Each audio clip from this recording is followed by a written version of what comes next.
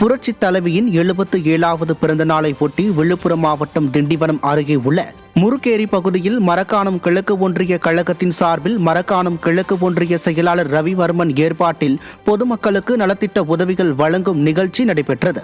இந்நிகழ்ச்சியில் அதிமுக முன்னாள் அமைச்சரும் மாநிலங்களவை உறுப்பினருமான CV சண்முகம் கலந்து கொண்டு ஏழை எளிய மக்களுக்கு நலத்திட்ட உதவிகளை வழங்கினார். பின்னர் பேசிய அதிமுக மாநிலங்களவை உறுப்பினரும் முன்னாள் அமைச்சருமான CV சண்முகம் அதிமுக ஆட்சியில் கொண்டுவரப்பட்ட அனைத்து திட்டங்களையும் திமுக அரசு அரசியல் காழ்ப்புணர்ச்சியுடன் நிறுத்தி மக்களுக்கு துரோகம் செய்துள்ளது என குற்றம் சாட்டினார். இந்நிகழ்ச்சியில் திண்டிவனம் சட்டமன்ற உறுப்பினர் அர்ஜுனன், மாவட்ட கழக பொருளாளர் KVN வெங்கடேசன், மாவட்ட மகளிரணி செயலாளர் தமிழ்ச்செல்வி செல்வபெருமாள், மாவட்ட தகவல் தொழில்நுட்ப பிரிவு செயலாளர் கோகுல்ராஜ் உள்ளிட்ட கழக நிர்வாகிகள் பலர் கலந்து கொண்டனர்.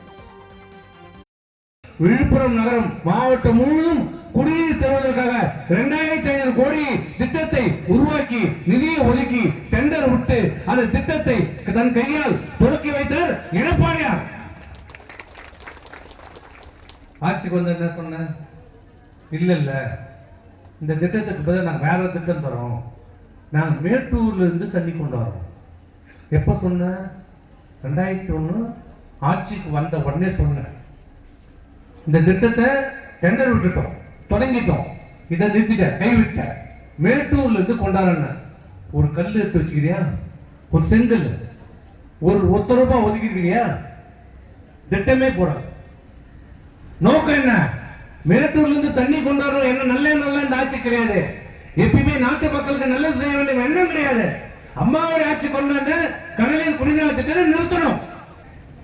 இப்படி அனைத்து திட்டங்களையும் நிறுத்தி பாழாக்கி இந்த மரக்காணம் மக்களுக்கு துரோகம் இழைத்த ஒரு அரசு திமுக அரசு.